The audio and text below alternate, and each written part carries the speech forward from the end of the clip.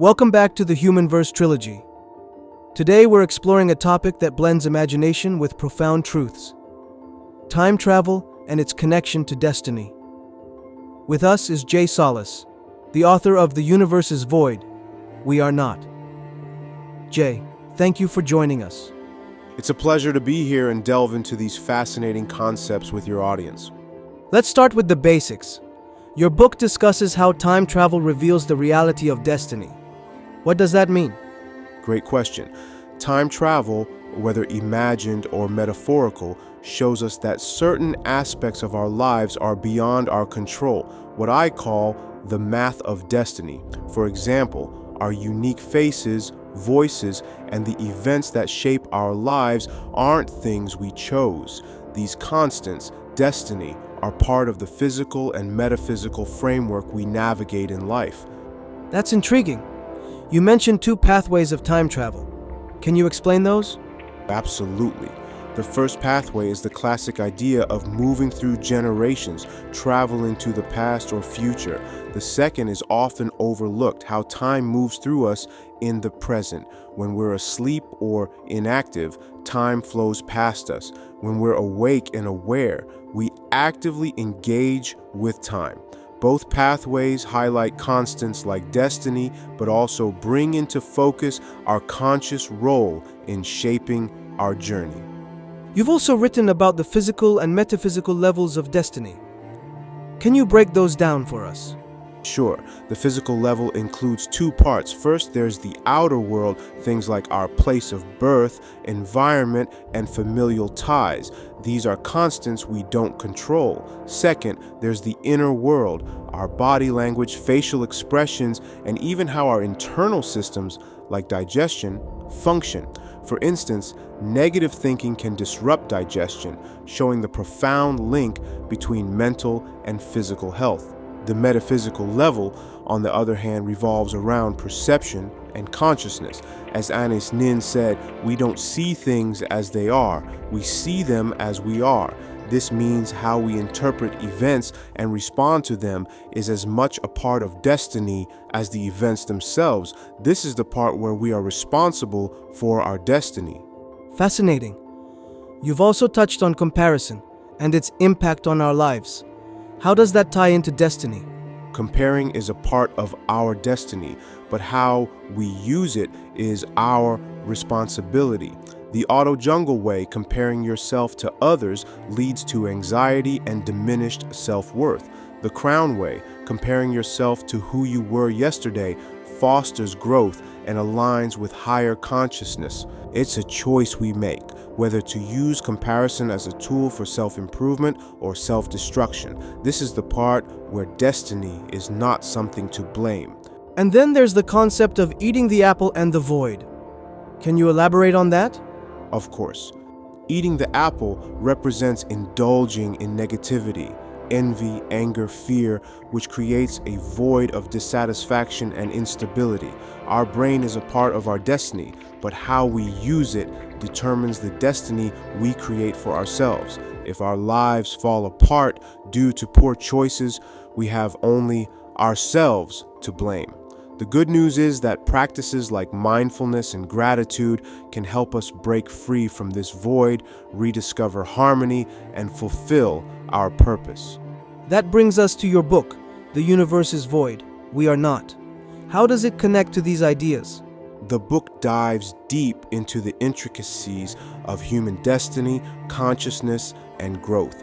It's designed to help readers understand these concepts on a practical level, offering tools to navigate life's challenges. It's about moving beyond the void, embracing higher states of consciousness, and truly thriving. Listeners can visit nunkiarts.com to read the first 15 pages of the book, which cover the first part of the math of destiny. It's my gift to our listeners. What's your message for listeners who want to take control of their destiny?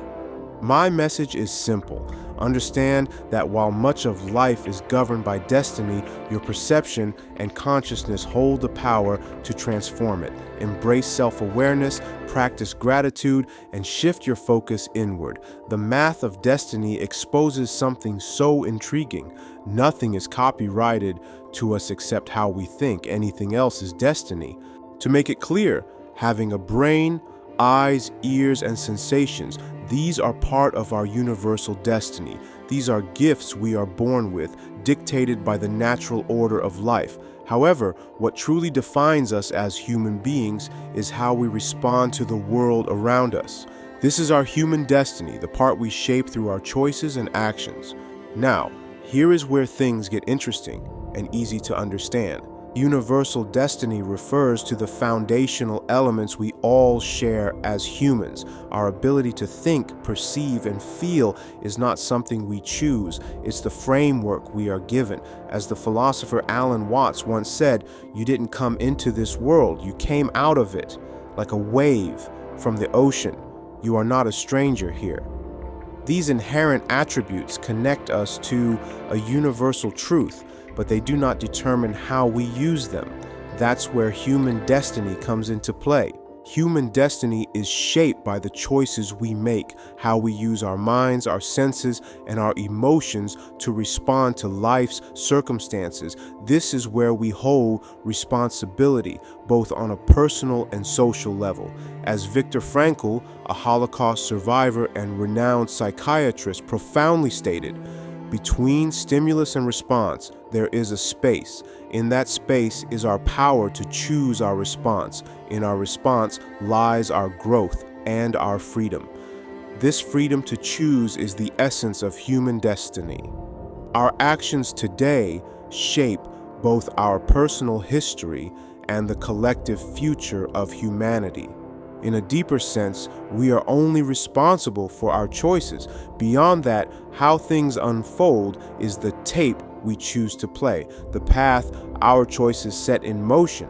Each decision we make creates a ripple effect in our lives. Choosing kindness, for example, fosters connection and well-being, while choosing anger perpetuates cycles of conflict.